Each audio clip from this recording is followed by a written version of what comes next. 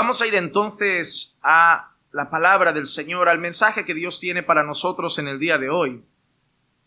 Y me gustaría orar para entregar este tiempo en las manos de Dios. Padre, te damos muchas gracias por la oportunidad que tenemos de orar a ti, de cantarte. Gracias por la oportunidad que tenemos de saber que podemos levantar nuestra voz a ti, que tú nos escuchas por medio de Cristo, por sus méritos. Pero también ahora queremos oírte a ti, queremos escuchar tu voz. Queremos, Señor, aprender verdades importantes para nuestra vida, recibir tu consejo, recibir tu palabra y atesorarla en nuestro corazón. Por eso te pedimos, Señor, que hoy nos hables a través de tu palabra como haces todas las semanas, que hables a nuestras vidas, que edifiques nuestra alma y que uses tu palabra para seguir santificándonos y seguir formando una iglesia bíblica centrada en el Evangelio. Úsame, Señor, como un canal de bendición para mis hermanos. Úsame, Señor, como un instrumento de edificación en tus manos. Que a través de mi vida, de mis labios, hoy puedas, Señor, hablar a tu pueblo. Te lo pido en el nombre de Jesús.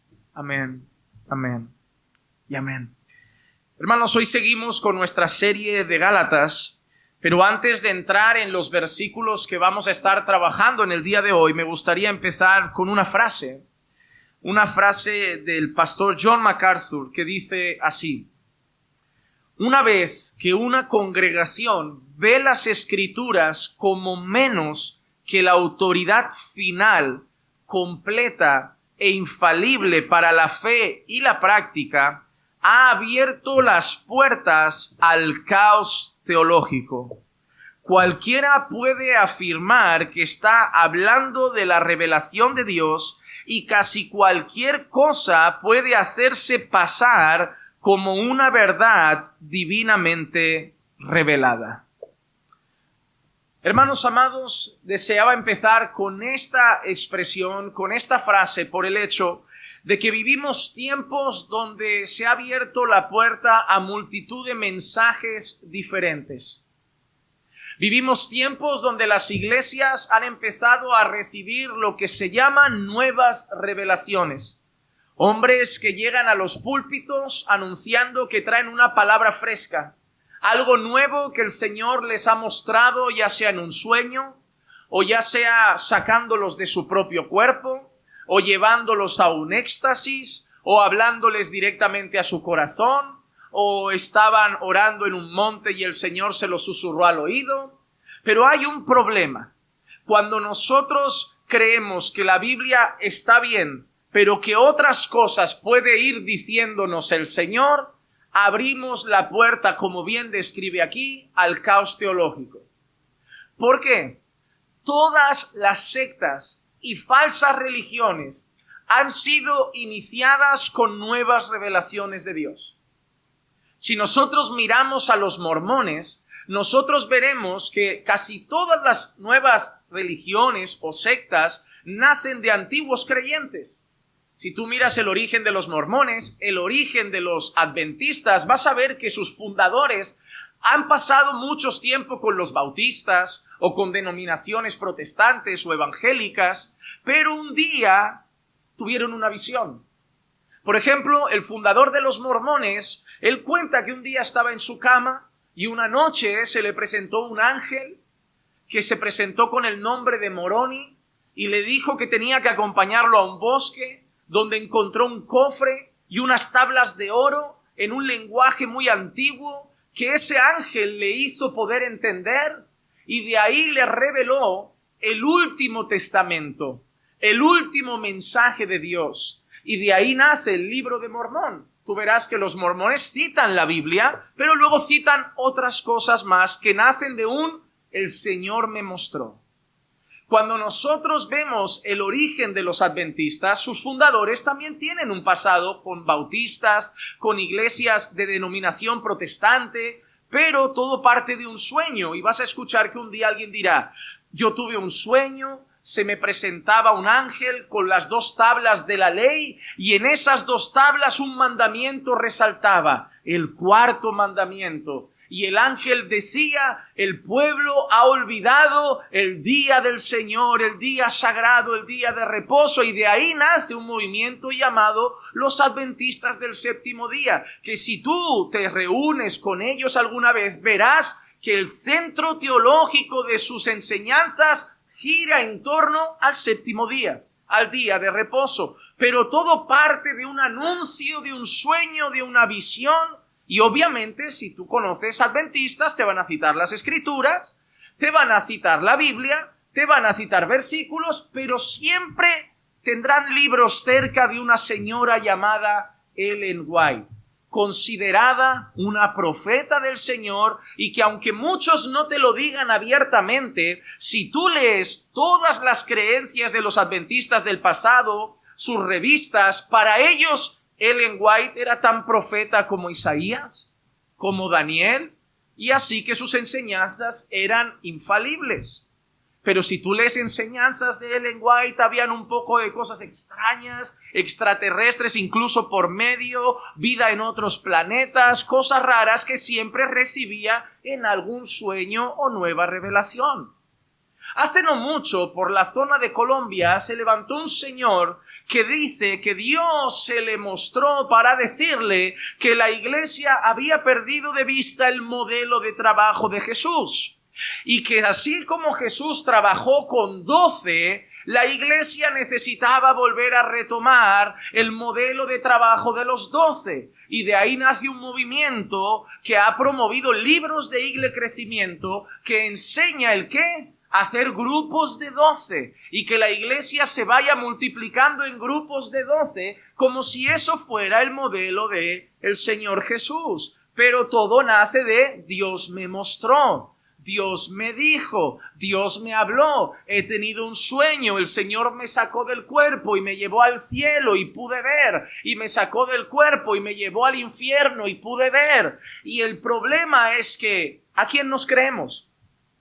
Porque si yo como pastor vengo hoy y te digo, hermano, hoy he tenido un sueño y el Señor me ha mostrado que el culto debe ser por la tarde porque es el momento donde más operan los demonios. En una visión yo veía a las 3 de la tarde y los demonios operando, y por eso estamos débiles, porque no estamos trabajando en el momento de máxima operación de los demonios. Y tenemos entonces que reunirnos en la tarde para hacer batalla a Satanás. Y muchos dirían amén y vendrían a las 3 y le dirían a la gente, el Señor nos ha mostrado que las 3 es una hora de combate, es una hora de lucha, es una hora de batalla y los soldados tenemos que estar a esa hora. Oh, el Señor me ha mostrado, iglesia, que tenemos que hacer un propósito de oración a las 3 de la mañana. Los grandes avivamientos, los momentos de mayor fuerza espiritual se dan a las 3 de la madrugada. Y por eso, iglesia, tu casa no fluye, tu oración no fluye, porque no estamos aprovechando la hora, la vigilia de máximo poder espiritual. Pero si nos levantamos a las 3 de la mañana, en ese momento donde todo está en silencio, y ahí sí fluye el ambiente espiritual, la oración tendrá más poder, será más escuchada porque no hay distracciones y el cielo responderá. Y muchos dirían amén y mañana se estarían levantando a las 3 de la madrugada.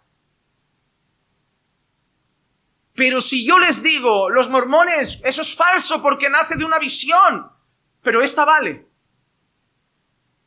¿Por qué si es un pastor evangélico la visión vale y si es un mormón no vale? Porque si es un pastor evangélico, la revelación vale, pero si es adventista no vale. En el momento que nosotros decimos la Biblia no es todo, damos entrada a cualquier cosa. Ustedes sabrán que el catolicismo romano tiene 2 vías de trabajo. Tiene la palabra de Dios y tiene las tradiciones. El momento en el que nosotros salimos de la Biblia y decimos, Dios sigue diciéndonos cosas, Dios sigue enseñando cosas nuevas, abrimos el camino al caos. Y por eso hay un montón de hermanos siguiendo revelaciones que no son de Dios, sueños que no son de Dios, y un montón de hermanos con la gran pregunta, pastor, me contaron un sueño, ¿cómo sé si es de Dios? Pastor, me han contado esto, ¿cómo sé si es de Dios? No lo sabrás nunca. Pero ¿sabes lo que sí sabrás que es de Dios? La Biblia. La palabra de Dios. Hermano amado, ¿qué prefieres? ¿Lo posible o lo seguro? ¿Qué prefieres? ¿Seguir lo que, bueno, me voy a arriesgar a ver si es de Dios o no? ¿O voy a lo seguro que sé que es de Dios? Yo, hermano, ante la duda, prefiero lo seguro. Ante la duda, yo prefiero no arriesgar. Porque son cosas que van a afectar a mi vida espiritual, a mi matrimonio, a mi hogar, a mis creencias. Yo prefiero ir a lo seguro. Toda la Escritura es inspirada por Dios. Y es útil para enseñar, para redarguir, para instruir, para capacitar al hombre de Dios, para toda buena obra, para hacer al hombre de Dios perfecto. Si la palabra es suficiente, si el mismo libro de Hebreos dice, en los tiempos pasados Dios habló de muchas maneras a nuestros padres por los profetas, pero en los últimos días Dios habló a través del Hijo. Punto y final. ¿Y qué tenemos hoy? El Antiguo Testamento, los profetas de Dios, y el Nuevo Testamento, las enseñanzas de Jesús, tanto por Él como por medio de sus apóstoles. Punto final. Si Dios ha dicho que habló así, ¿por qué ahora quiero las nuevas enseñanzas, visiones y sueños de los nuevos profetas, de los nuevos apóstoles?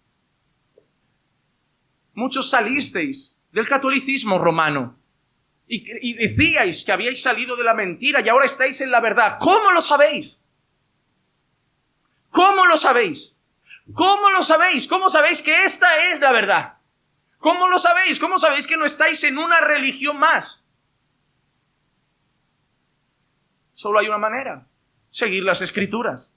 La única forma de saber, no estoy en otra religión más, estoy en la verdad, es siguiendo las Escrituras. Y a Pablo se le criticaba mucho. Se le criticaba mucho porque se ponía en duda su mensaje. A Pablo se le ponía en duda su enseñanza. Por un lado, los judíos veían a Pablo como enemigo. Muchas personas estaban saliendo del judaísmo, yendo a seguir a Cristo Jesús por las enseñanzas de Pablo. Y los judíos veían a Pablo como un compatriota traidor, que antes había sido muy celoso del judaísmo, pero ahora era un enemigo público para el judaísmo. Estaba alejando a las personas de las tradiciones. Estaba diciéndole a la gente que ya no se tenía que circuncidar. Estaba diciéndole a la gente que nadie os juzgue en comida, en bebida, en días de fiesta, luna nueva o día de reposo. Estaba diciéndole a la gente, Cristo basta. Estaba diciéndole a la gente que Cristo era superior que todas las cosas, que era mayor que todas las cosas, que la ley apuntaba a Cristo, que todo se trataba de Cristo. Estaba alejando a la gente de las costumbres y tradiciones judaicas. Y para ellos se había vuelto un enemigo. Por otro lado, para otros, Pablo era el camino al libertinaje, porque estaba enseñando que para salvarse no había que cumplir tradiciones, no habría que cumplir rituales, que la salvación era por gracia, que la salvación era no por obras para que nadie se gloríe de ellas, sino por gracia, mediante la fe en el Señor Jesucristo. Y eso muchos lo consideraban el camino al libertinaje. Pablo, ¿cómo puede ser? Si le dices a la gente que la salvación es solo por gracia, van a vivir pecando. Entonces el mensaje de Pablo era cuestionado por muchos lados. Una persona tiene que entender algo. El momento en que enseñes la verdad, vas a ser cuestionado por todos lados. Unos te tacharán de libertino, otros te tacharán de religioso, otros te tacharán de enemigo, otros te tacharán de hereje. Tacharon a Jesús de mentiroso. Tacharon a Pablo de mentiroso. Tacharon a Juan Bautista de mentiroso. ¿Por qué vamos a esperar que a nosotros todos nos tachen de buenos pastores? Ah, pastor, hay gente que le tiene manía, que lo odia, que lo considera un hereje. Claro que sí. Claro que sí, y es lo natural. Es normal, porque en esta vida hay mucha enseñanza, y si yo enseño algo contrario, por los que están del otro lado, yo soy un hereje. Siempre será así. Siempre será así. Nunca serás un buen pastor para todos. Nunca serás un fiel siervo del Señor para todos. Al final, como Pablo dice, nuestra conciencia tiene que estar tranquila delante del Señor. Pero Pablo tiene que defender su ministerio, porque Pablo está siendo atacado, y lo que Pablo va a hacer a lo largo del siguiente, de todo lo que queda del capítulo 1, incluso el capítulo 2, es defender su historia, defender que lo que trae es verdad, defender que lo que enseña no viene de él, sino que lo que enseña es una revelación del cielo. Pablo empieza diciendo en los versículos que vamos a trabajar hoy, la semana pasada dejamos atrás el versículo 10, ¿recuerdan? Porque si yo quisiera agradar a los hombres, entonces no sería un siervo de Cristo. Ahora Pablo, después de dejar claro que él predica para dar gloria a Dios, que él predica para agradar a Cristo, que no busca agradar y complacer a los hombres, Pablo ahora explica el origen de su mensaje. Versículos 11 y 12 de Gálatas, capítulo 1, dice así: pues quiero que sepáis, hermanos, que el evangelio que fue anunciado por mí no es según el hombre.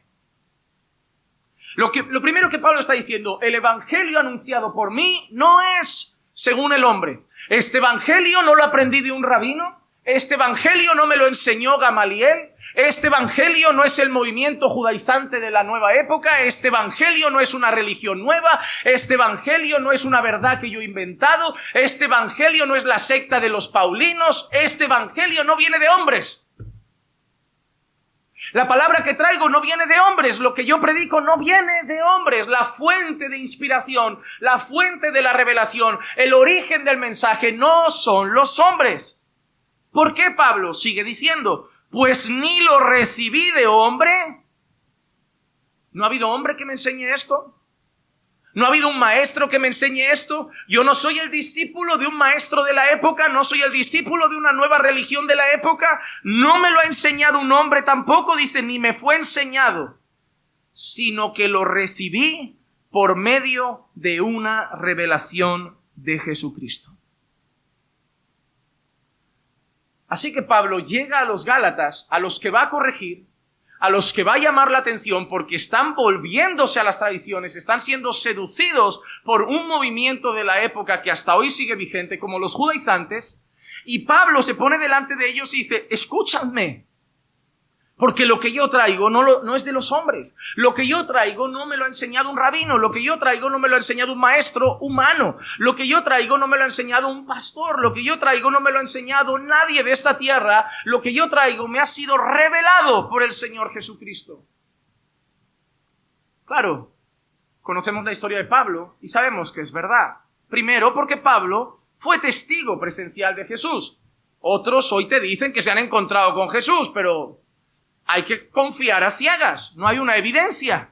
Otros dicen que ha visto a Jesús en la habitación, que han visto a Jesús al lado de su cama, que han visto a Jesús en un sueño, que han visto... Pero ahí te lo tienes que creer a ciegas, como si yo te digo que ayer vi al Espíritu Santo en una nube.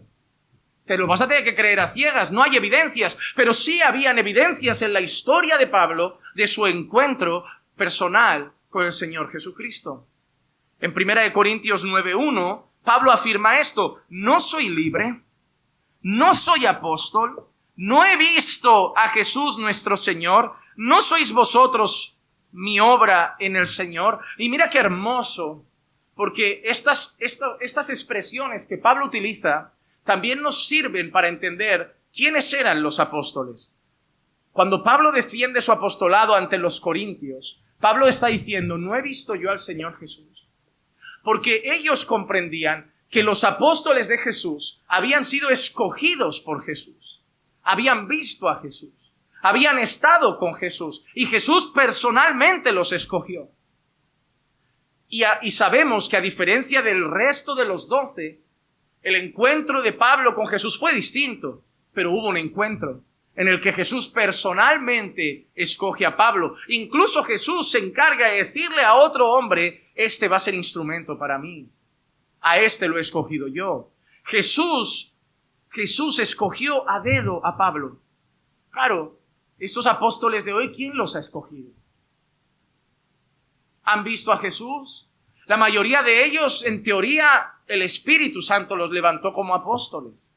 Pero vuelvo a lo mismo. Tiene que haber mucha confianza ciega.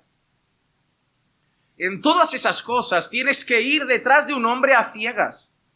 Porque tú tienes que decir, bueno, tengo que creer que el Espíritu Santo lo ha levantado como profeta. Tengo que creer que el Espíritu Santo lo ha levantado como apóstol. Hay una confianza muy ciega en eso. En que ellos dicen, me levantó el Señor y lo tienes que creer. Sin evidencias, sin pruebas, sin testimonio. Y bueno, y luego ya El problema es el primero. Cuando se levanta el primero, luego ya en la rueda de que el otro ya va nombrando otros apóstoles. ¿Qué es lo que pasó en esta época que vivimos? No habían apóstoles y era muy interesante. Si tú miras hace 100 años, no habían apóstoles. Hace 200 años no habían apóstoles. Después de que murieron los apóstoles de Cristo, no vemos registros de otros apóstoles como ellos. Habían enviados, que en griego se utiliza la palabra apóstolos. Sí, esa palabra se utiliza para hablar de enviados, pero podían ser misioneros, gente que iba a plantar iglesias, pero apóstoles como los de Jesús, que establecían doctrina, el fundamento de la iglesia. Si tú miras la historia, no ves en los libros a alguien que se presentara como un Pedro más, un apóstol Pablo más.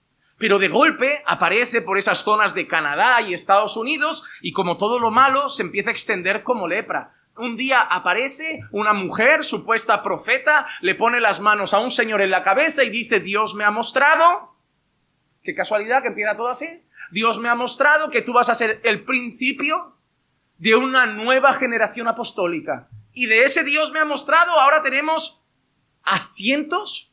Jesús tuvo 12, pero ¿cuántos hay hoy? ¿Cuántos apóstoles hay hoy? Jesús 12, el resto eran discípulos. Pero tuvo sus 12. ¿Pero cuántos hay hoy? ¿100? ¿1000? Miles de apóstoles. Eso es muy peligroso. ¿Y dónde llegó el primer apóstol? De una profeta que dijo: Dios me ha mostrado. A mí me da mucho miedo toda la gente que viene y te susurra al oído: hermanito, hermanito, hermanito, he tenido un sueño contigo. Guárdalo. No, pero no me lo cuentes. Guárdalo, pero no quieres saber. No, lo que Dios tenga que decirme, ¿por qué yo hablo con Él todos los días? ¿Por qué te tiene que hablar a ti? O sea, ¿acaso mi teléfono está sin señal? Yo veo muy raro que ahora que yo tengo acceso a Dios, a ver, yo entiendo que en la época antigua, donde nadie tenía acceso al lugar santísimo, solo el sumo sacerdote, y Dios usaba a los profetas para hablar al pueblo, la gente fuera al profeta como un oráculo. Háblanos, ¿qué te ha dicho el Señor? Pero Cristo rasgó el velo y nos ha dado a todos acceso a Dios. Ahora no tenemos que ir a buscar un oráculo, ahora todos podemos orar cada día con libertad con el Padre. Y nos ha revelado su voluntad en su palabra, porque necesitamos ahora un tercero. Pero pastor, es que Dios me ha mostrado. Mira, lo que Dios vaya a hacer, lo va a hacer. Y si viene algo contra mí, me va a guardar, yo estoy tranquilo. Y cualquier cosa me va a guiar. Eso no es arrogancia, es confianza. No necesito que me vengas anunciando el futuro. El tema de las brujas, el tarot y eso ya lo dejé atrás. Yo ahora confío que el mañana está en las manos del Señor y no tiene ningún mérito que alguien venga a anunciarme lo que Dios hará conmigo mañana. Yo ando cada día sabiendo que lo va a hacer, te lo anuncio o no. Su voluntad es perfecta, segura y soberana. Se va a cumplir. Tengo suficiente con mi relación con Dios y su palabra para vivir todos mis días. Todo movimiento extraño, todo desvío de la fe nace de una visión. Pablo fue testigo del Señor. No he visto al Señor Jesús. En el capítulo 15 de 1 Corintios y el versículo 8 dice: y al último de todos, como a un nacido fuera de tiempo, se me apareció también a mí.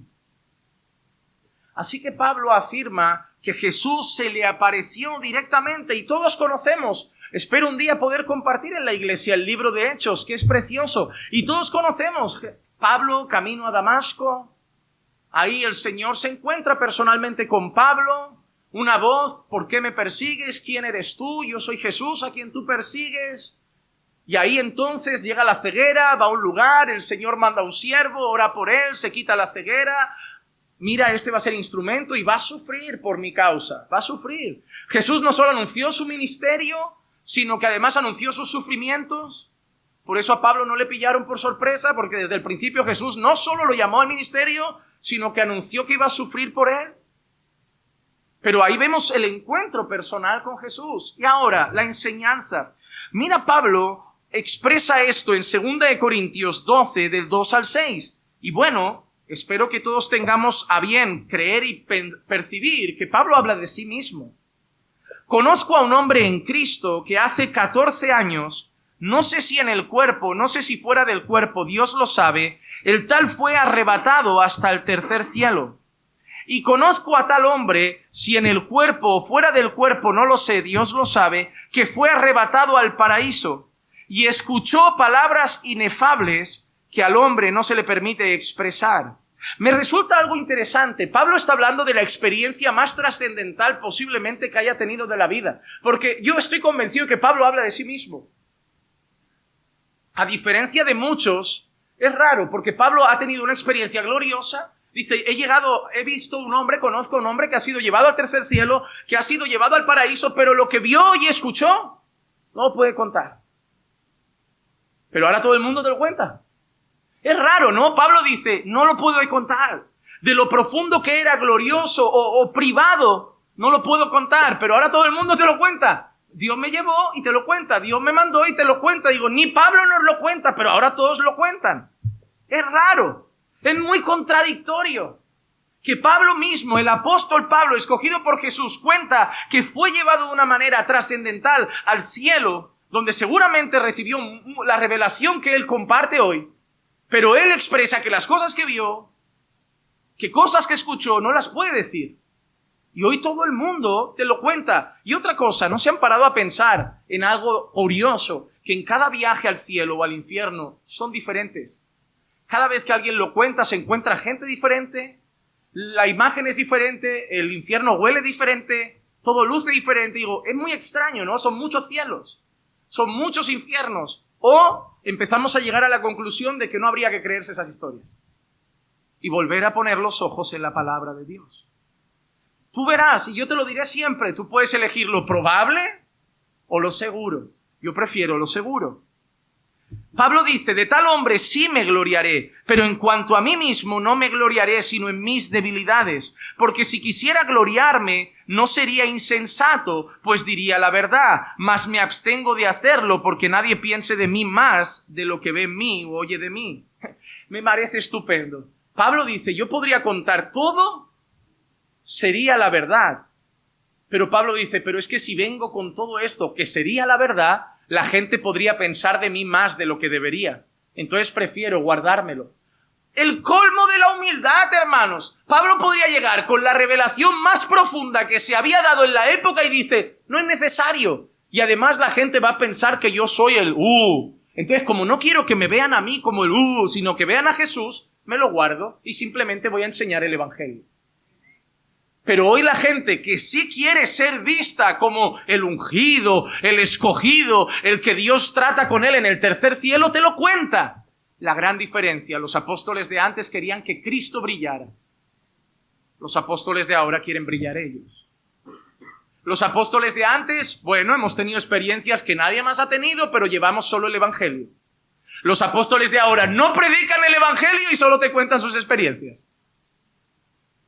Y cuando la gente habla de ellos, no dice, mira, ¿qué predicó tu pastor este domingo? ¿Qué predicó tu apóstol este domingo? No dice, mira, predicó este texto, la palabra, Cristo, la cruz. No, nos contó una experiencia que el Señor lo usó un día para tal y sanar y curar. Pero ¿quién es el protagonista en esa historia? Son ellos. ¿Quién era el protagonista en la boca de los apóstoles?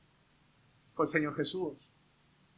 Pablo llega con mucha confianza y seguridad diciendo, aquí uno planta, uno riega, pero el que da el fruto es el Señor.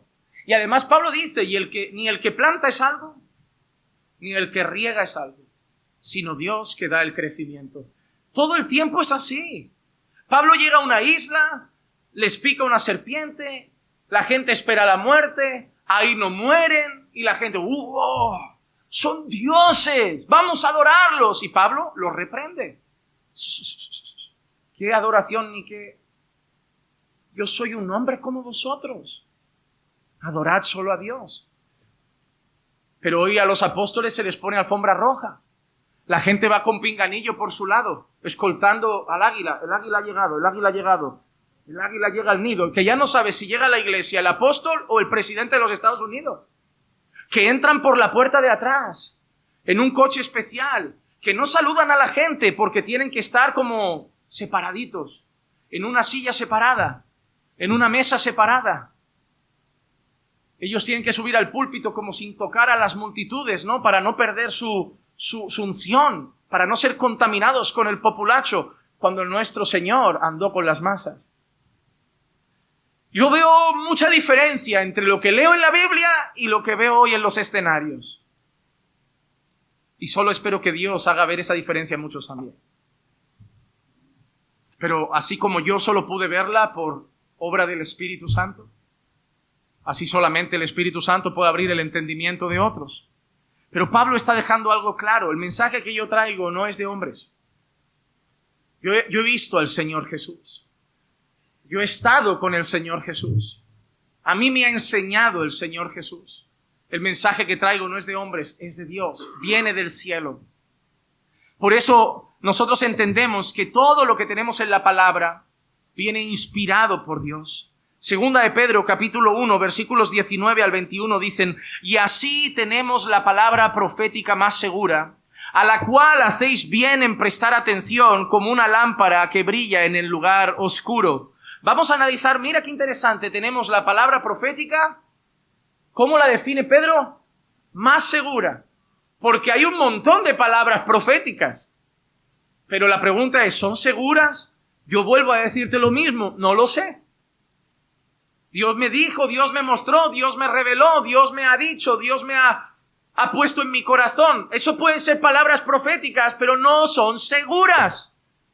Siempre habrá la duda, siempre habrá, ¿será? ¿Vendrá de Dios? ¿No vendrá de Dios? Pero el apóstol Pedro dice, hay una cosa que sí es segura. Hay una palabra profética más segura. Una palabra profética que no se pone en duda. La palabra de Dios. Dice, y eso es lo que tenemos. Y así tenemos la palabra profética más segura, a la cual hacéis bien en prestar atención, como una lámpara que brilla en un lugar oscuro. Mira qué hay que hacer con la palabra de Dios. Hay que prestar atención. Y yo no sé, y yo hago todo esto para que de verdad el Señor permita que muchos abran los ojos. Pero yo he congregado en sitios donde durante la prédica la gente se duerme, se aburre, bosteza. Pero cuando acaba la prédica, ponen al niño en el pianito, bajan las luces y empiezan las revelaciones, la gente se pone fervorosa. Se levantan. Así te dice el Señor, y ahora oro por ti, y uno se me cae, y uno esto. Y la gente solo está despierta en ese rato. En vez de prestar atención a lo seguro, disfrutan de lo probable. Hermano, yo mañana, ahora puedo acabar el culto y decirte, mira, así dice el Señor, levántate varón, Dios me ha mostrado un ministerio, levántate hermano, Dios me ha mostrado que Dios te va a usar en España. Y hay gente que en eso saldría, y ¿sabes lo único que se lleva del culto? Hoy Dios me ha dado ministerio, hoy Dios me ha dado palabra, hoy Dios... ¿Y el sermón de qué fue? Bueno, algo de la Biblia. De aquí no te vas a ir con Dios me ha dado ministerio, Dios me ha dado una nueva revelación, Dios me ha dicho que tendré una novia rubia, pero de aquí cuando salgas y te pregunten de qué fue la palabra, si has prestado atención a la palabra profética más segura, dirás, bueno, la palabra fue de que la palabra que Pablo trae no viene de los hombres, viene de Dios, y tendrás cosas que decir de la palabra de Dios, de una enseñanza de Dios a tu corazón. Pero la gente prefiere los circos en lugar de las iglesias, porque la gente prefiere el entretenimiento en lugar del aprendizaje, porque somos la generación de TikTok, de los vídeos cortitos de Instagram, de los shorts llamativos, de los vídeos que nos vician todo el día. No somos la gente de leer. Somos la gente de Twitter, de leer frases, pero no de leer libros. Somos la gente de un short de 30 segundos, pero no de un documental de 1 hora. Por eso somos la generación burra y manipulable y no la generación inteligente que cuestiona cosas. Esta es la perfecta generación para que los gobiernos y las élites hagan con el mundo lo que quieran, porque es la generación más tonta que se ha levantado en mucho tiempo. Porque es una generación que tiene toda la información en Internet. Aquí tienes carreras universitarias. Libros que tú antes tenías que ir a la universidad para leer, aquí están gratis. Aquí puedes aprender de leyes, de filosofía, de matemáticas, de geografía, de historia. Pero ¿sabes qué prefieres? TikTok. Aquí puedes leerte manuscritos que antes había que ir a una biblioteca pública. Yo era de una época que tenía que ir a la biblioteca pública, buscar un libro, encargarlo, que lo trajeran, te lo daban 2 semanas, te lo tenías que leer corriendo porque había que devolverlo. Y para ti, estar en la biblioteca era, wow, ¿dónde vas a pasar la tarde? A la Biblia. Hoy yo creo que no he encontrado un niño en años que vaya a una biblioteca. Ah, no hace falta, sí, es verdad, lo tengo aquí, ya no voy a la biblioteca. Lo tengo aquí, pero tampoco los están leyendo aquí. Hoy la gente no quiere aprender, se aburren. Un sermón les aburre, un mensaje motivacional les empodera. Hermano, yo te llamo en el Señor a prestar atención a la palabra profética más segura, a la palabra de Dios. Ahí hay vida. En lo otro hay solo espasmos de entretenimiento, espasmos de diversión, espasmos de emoción, pero en la palabra de Dios hay vida. Tu matrimonio no necesita llorar un ratito con una palabra que emocione. Tu matrimonio necesita palabra de Dios. Tu hogar necesita palabra de Dios. Tu vida como hombre, mujer necesita palabra de Dios. Si la mayoría de vosotros vais a iglesias pero no vivís como cristianos, si la mayoría de vosotros vais a iglesias pero tenéis relaciones de fornicación en noviazgo, si la mayoría de vosotros vais a iglesias pero no estáis creciendo en santidad, es porque no prestáis atención a la palabra de Dios. Porque tengo dos opciones: o no prestáis atención a la palabra de Dios y no la conocéis, o sois muy rebeldes y prestando atención a la palabra de Dios pasáis de Dios. Prefiero pensar que nadie os ha enseñado. Cuando gente llega nueva y los veo, digo, wow, y te dicen, llevo 10 años en una iglesia, y tú, yo pensaba que no eras creyente. Pero claro, ¿qué iglesia? Ah, vengo de esta iglesia. Y digo, hombre, amigo, venir de ahí es como venir de Pachá, Ibiza. Te han enseñado lo mismo de Dios ahí que en Pachá. Hay gente que ha llegado aquí y te dice, yo era líder, yo era esto, y yo digo, yo no sé si has nacido de nuevo. Pero no hay palabra. No hay palabra. La iglesia necesita volver a prestar atención a la palabra profética más segura. Hasta que el día despunte y el lucero de la mañana aparezca en vuestros corazones. Pero ante todo, sabed esto, que ninguna profecía de la Escritura es asunto de interpretación personal. Me gusta eso también. Es que cada vez que leo versículos así tengo ganas de predicar ese libro.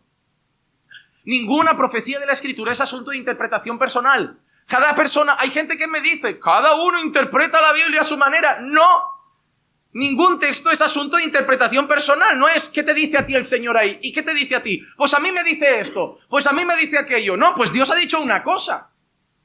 ¿Qué ha dicho el Señor? Es como si yo estoy en Estados Unidos, me voy un mes, mando una carta a la iglesia, la lee el pastor Marcos y aquí cada uno la interpreta como quiere. A mí el pastor en su carta me ha dado a entender esto, y a mí esto, y a mí esto. No, yo quise dar a entender una cosa.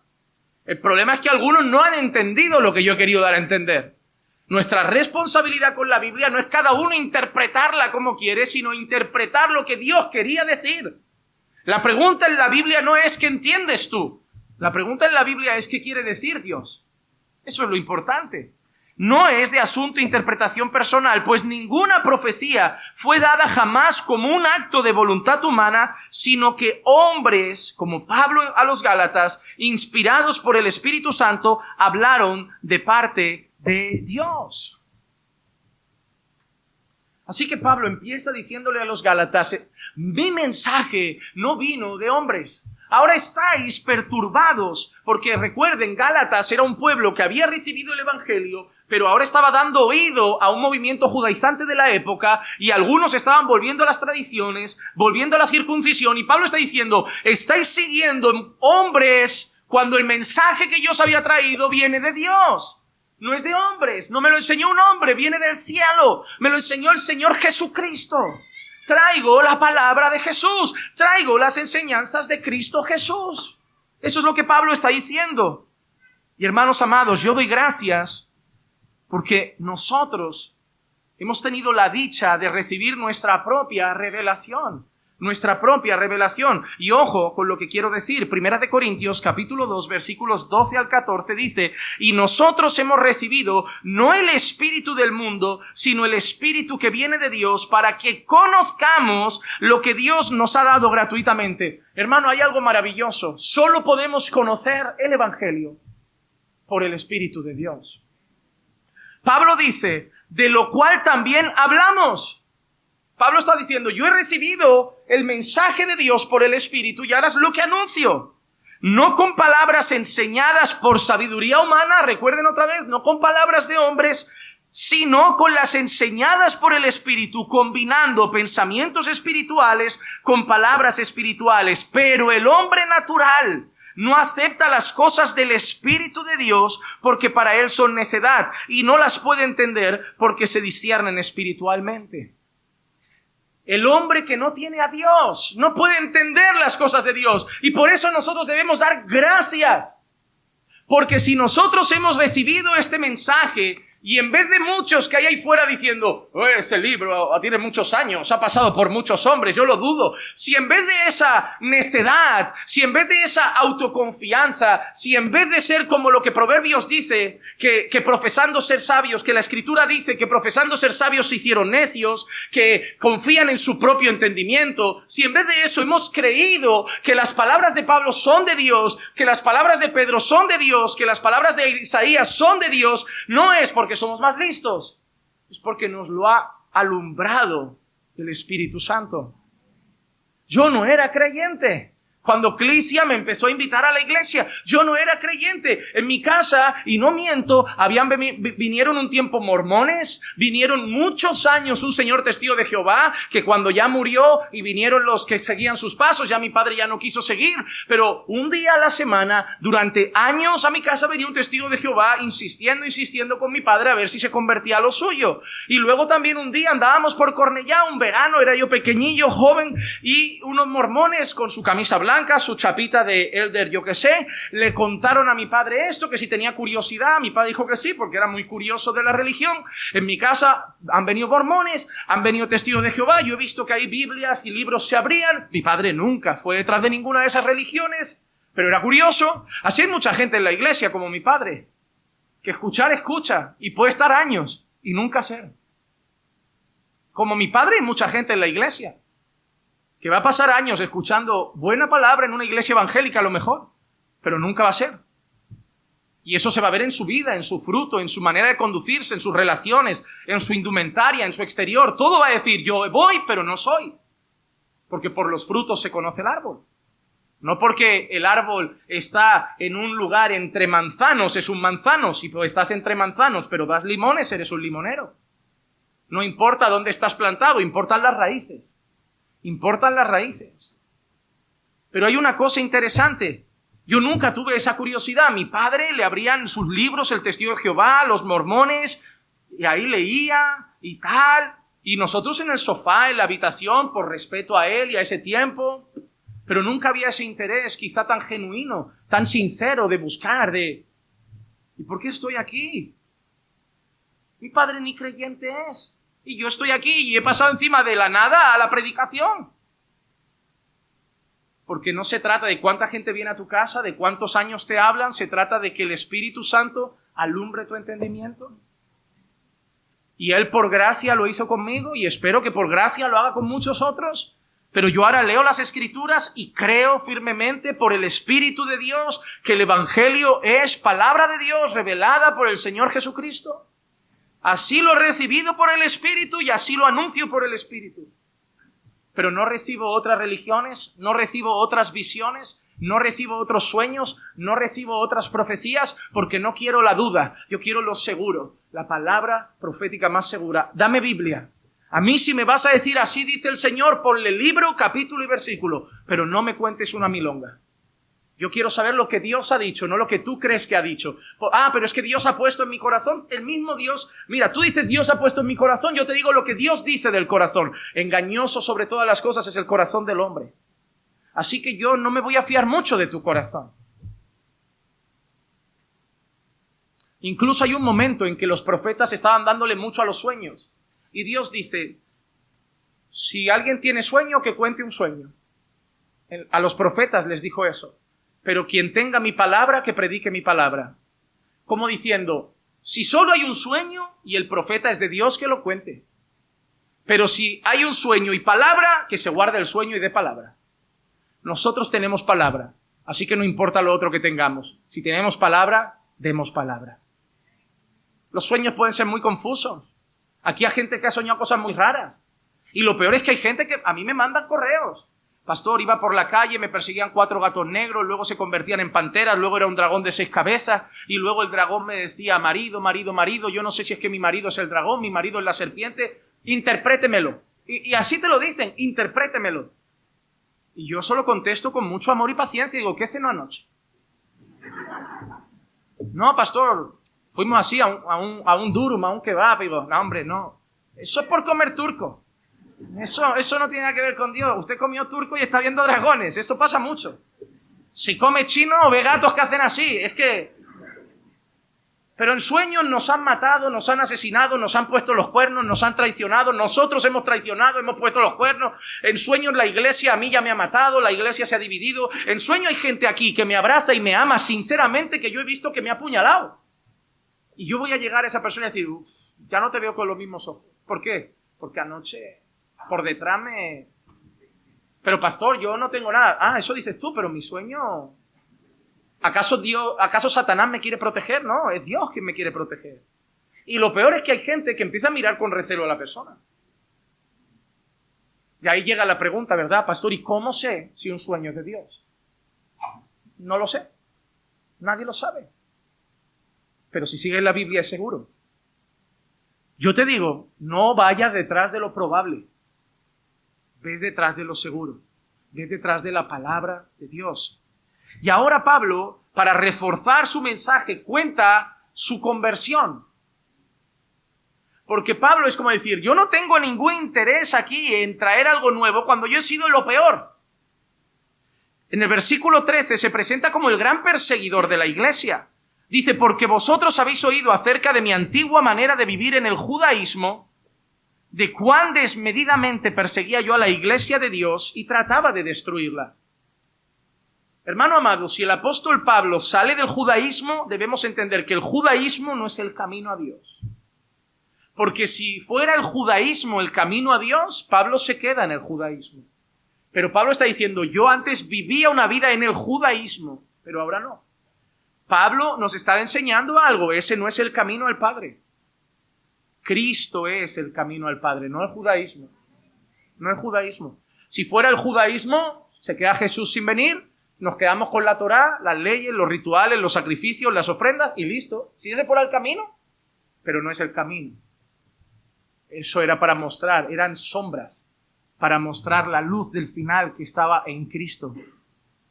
Pablo dice que él, y recuerda que él perseguía a la iglesia y trataba de destruirla. Mira qué expresión, tratar de destruir a la iglesia, es mucha pretensión. Porque tú puedes, con esmero y esfuerzo, conseguir dividir caminando por fe. Pero la iglesia del Señor, o sea, la gente malvada, los siervos de Satanás o las cabras malintencionadas pueden dividir iglesias locales. Pero destruir la iglesia de Dios, eso es mucha pretensión. ¿Por qué? Porque las puertas del Hades no van a prevalecer jamás contra la iglesia. La iglesia siempre va a prevalecer, siempre va a avanzar, porque Cristo va adelante. Pero hay realmente referencias de las persecuciones de Pablo. Por ejemplo, la muerte de Esteban, Hechos 7:58, y echándolo fuera de la ciudad, comenzaron a apedrearle y los testigos pusieron sus mantos a los pies de un joven llamado Saulo. Y no creo que fuera otro. La muerte de Esteban. Yo he pensado que en cada escena de esas, Dios iba... ¿Por qué Pablo está tan presente en esos momentos de martirio donde un hombre es capaz de dar su vida? ¿Tú crees que cuando Pablo va a ir a la guillotina que le corten la cabeza no se acordaría de Esteban? Esteban aguantó nuestras pedradas. Yo puedo aguantar la guillotina. Yo puedo aguantar los latigazos. Yo puedo aguantar... Pablo recibió pedradas y seguro que se acordó de Esteban.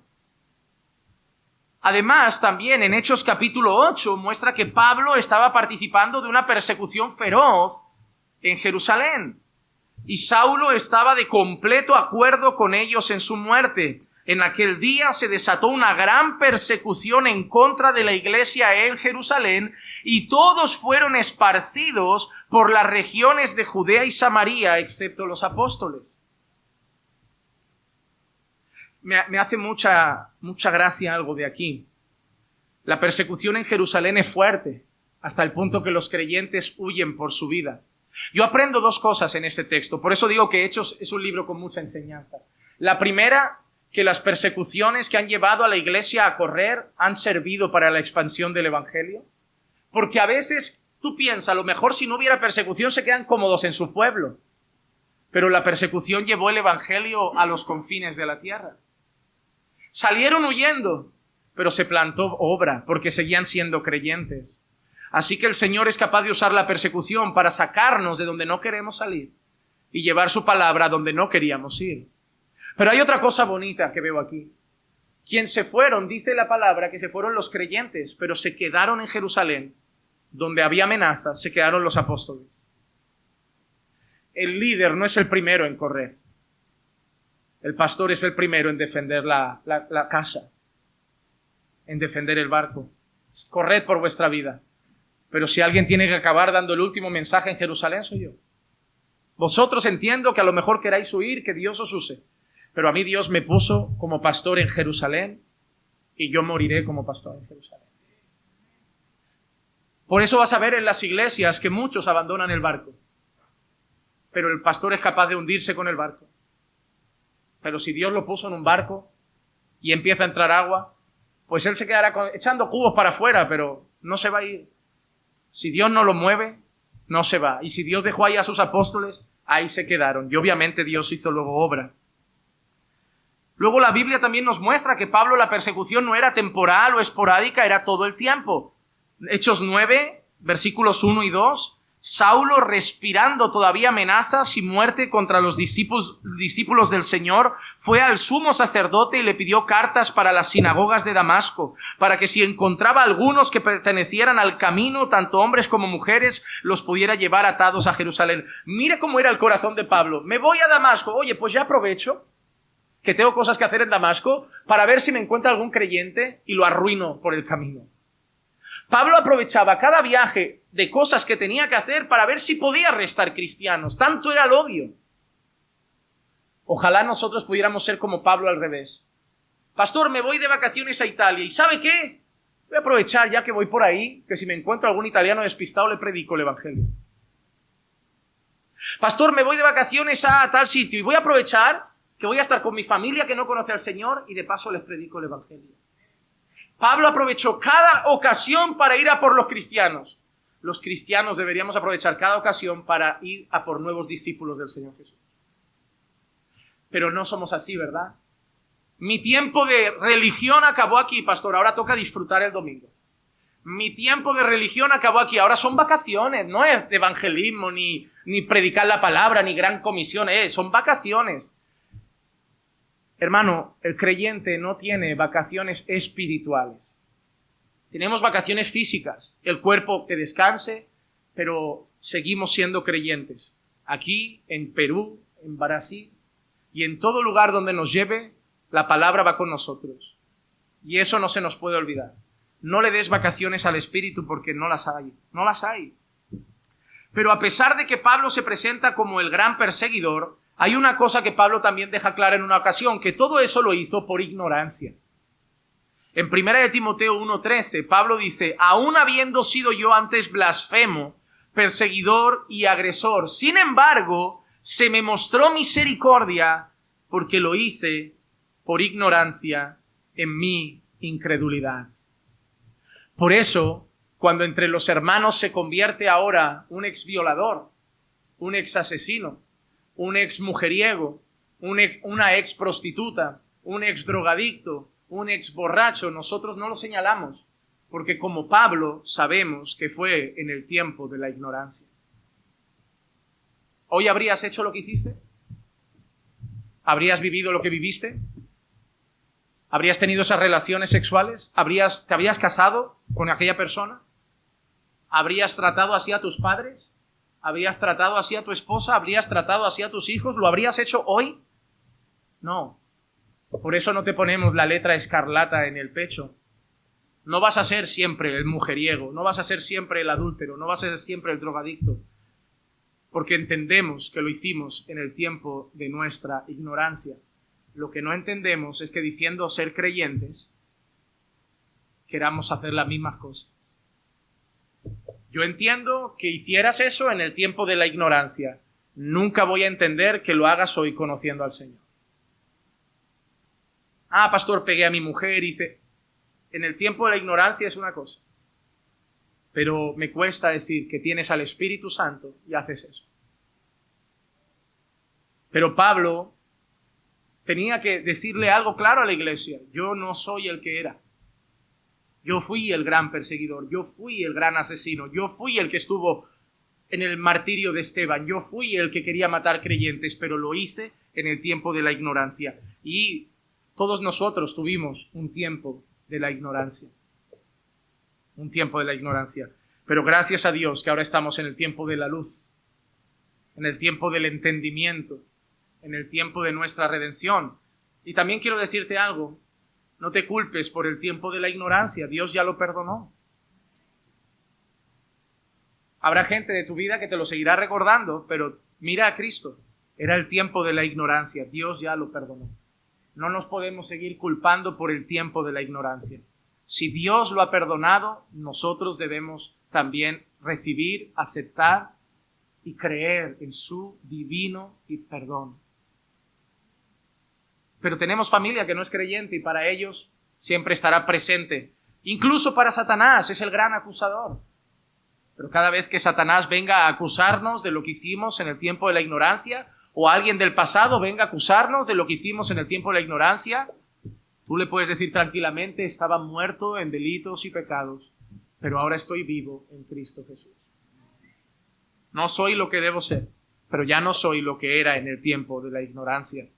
Y finalmente termino con el último versículo, hasta la semana que viene, es el versículo 14, donde Pablo también da otro detalle sobre su vida pasada. Antes ha hablado de su furia, su odio hacia los creyentes, ahora habla de su estándar, de su gran nivel dentro del judaísmo.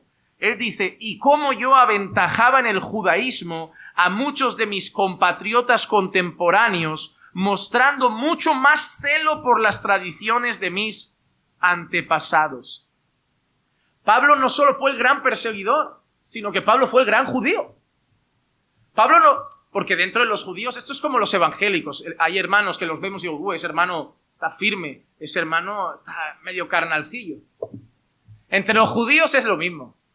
Ese es el gran judío. Ese de vez en cuando se come una chuletilla de cerdo que lo hemos pillado. A ese de vez en cuando le hemos visto hacer alguna cosa en sábado a escondidas. Ese está medio mundano también. Eso está en todas las religiones. Y aunque tú, por eso digo, tomamos el tiempo de la ignorancia, pero si lo lees y estudias, los judíos también tienen denominaciones. La gente dirá, entre los judíos hay grupos. Todos los judíos no se llevan bien. Uno cree, no, los judíos van todos juntos. Mentira. Hay judíos que consideran a otros malos judíos. Eso pasa hasta con los musulmanes. Hay musulmanes que se matan entre ellos. Dicen, oye, pero ¿por qué has matado a ese musulmán? Ese es un infiel, ese es un mal musulmán. Ese se ha juntado con los infieles y lo matan y le cortan el cuello. ¿Pero qué hace? Sí, porque yo sigo más rígidamente. Y en los evangélicos igual. Siempre consideramos a alguien más libertino, a alguien más fiel a la palabra. Que Dios nos ayude a ser los que están acertados, porque en esta historia hay muchos que creen estarlo, pero no lo están. Pero Pablo dice que él aventajaba a sus contemporáneos en el judaísmo siendo más celoso de las tradiciones. Y esa es una palabra que a mí me da un poquito de recelo, porque Jesús habla sobre cómo llevaban las tradiciones por encima de la palabra. En Marcos 7, del 8 al 9, dice, dejando el mandamiento de Dios, os aferráis a la tradición de los hombres. También les decía, astutamente violáis el mandamiento de Dios para guardar vuestra tradición. Así que, hermanos, es triste cuando algunos, como los fariseos, a día de hoy siguen aferrados a una tradición en lugar de al evangelio. ¿Y qué querían hacer los gálatas? Volver a la circuncisión, volver a los rituales, volver al sacerdocio judaico, volver a las costumbres del antiguo pacto. Y qué triste que quisieran volver a eso cuando tenían el evangelio. Pero la pregunta que nos tenemos que hacer es, ¿cómo veía Jesús a esos fariseos? ¿Los veía bien? ¿Los veía con buenos ojos, grandes seguidores de la ley? No. En Mateo 23, 27 y 28 dice, ay de vosotros, escribas y fariseos hipócritas, porque sois semejantes a sepulcros blanqueados que por fuera lucen hermosos, pero por dentro están llenos de huesos, de muertos y de toda inmundicia. Así también vosotros por fuera parecéis justos a los hombres, pero por dentro estáis llenos de hipocresía y de iniquidad. ¿Por qué? Porque eran cosas como esta. Vamos a matar a Jesús. Ay, no, que es Pascua. Átalo bien para matarlo mañana. Mira cómo era, ¿no? Oh, qué ganas de matar a Jesús. Pero es que es sábado. Pues mételo en prisión, que mañana es domingo. ¿Qué hacían muchos? Y muchos hasta hoy son así. No, nosotros vamos el sábado y tú eres un mundano que congrega el domingo, el día de la bestia. Ese es el sello de la bestia. Eso es fábrica de Constantino. Lo puso Roma. Pero luego quedas con ellos. Fulano es así, ese es un hereje. Y tú dices, mira lo que majo. Pero el sábado todo modosito. El sábado no enciende ni la luz, no pone la tele, no sale a trabajar. Pero si tiene que hablar mal, exactamente así, aferrados a tradiciones, pero por dentro, sepulcros blanqueados. ¿No decía el Señor Jesús, diezmáis la menta y el eneldo, pero no practicáis la justicia y la misericordia? ¿De qué sirve? ¿De qué sirve llegar aquí con tu ofrenda? Mira cómo Jesús le da importancia a la pureza de nuestra fe, a la sinceridad de nuestra fe. Si vas a dejar tu ofrenda, si a Jesús le interesaba el dinero, no daría esta enseñanza. Si vas a ofrendar, pero te acuerdas que tienes un problema en el corazón con un hermano, no ofrendes. No quiero tu ofrenda. No sirve para Dios. No, lo importante es poner buen dinero en el sobre. No sirve para Dios si el corazón está lleno de rabia por alguien, si el corazón odia a alguien. No quiero solo cosas externas si no nacen de una fe sincera en el corazón. No quiero solo apariencia, quiero verdad. No quiero solo reglas, quiero sinceridad de corazón. Yo no quiero que vengas aquí, cantes alabanzas y luego te pongas la música que te gusta. Yo quiero que lo que más te guste escuchar sea alabanzas, aquí y allí. No quiero que aquí hables como un cristiano, amén, gloria a Dios, aleluya, suavecito, paz del Señor, y allí andes de grito, pelea y malas palabras. Yo quiero tu misma boca aquí y allí. No quiero que aquí levantes las manos, seas tan espiritual, ores tanto y allí no ores ni 10 minutos. Yo quiero que me busques aquí, que me busques allí. No quiero que aquí digas amén a mi palabra y luego salgas y no la practiques. Yo quiero que aquí la aprendas y ahí la vivas. Jesús no quiere que hagamos cosas de tradiciones, de reglas y de costumbres. Jesús quiere una fe sincera, genuina. No importa si eres el mayor de los judíos o el mayor de los evangélicos, porque a lo mejor Jesús te ve y dice, ya, pero para mí eres un sepulcro blanqueado. Lo importante no es lo que somos a los ojos de las personas, sino lo que somos a los ojos del Señor. El Señor no ve nuestro disfraz, el Señor ve nuestra realidad. Pero el apóstol Pablo, y terminando ya casi, Pablo, que era el mayor de los judíos, un día, por la gracia de Dios, entendió de lo que le servía al judaísmo. Y me encanta este texto de Filipenses 3, 4 al 9, que dice, aunque yo mismo podría confiar en la carne. Pablo dice, yo podía confiar en mis méritos y en mis obras. ¿Por qué? Si algún otro cree tener motivo para confiar en la carne, yo mucho más. Circuncidado el 8º día, del linaje de Israel, de la tribu de Benjamín, hebreo de hebreos, en cuanto a la ley fariseo, en cuanto al celo perseguidor de la iglesia, en cuanto a la justicia de la ley, hallado irreprensible. Cualquiera diría que Pablo necesitaba un salvador, pero si ya era perfecto.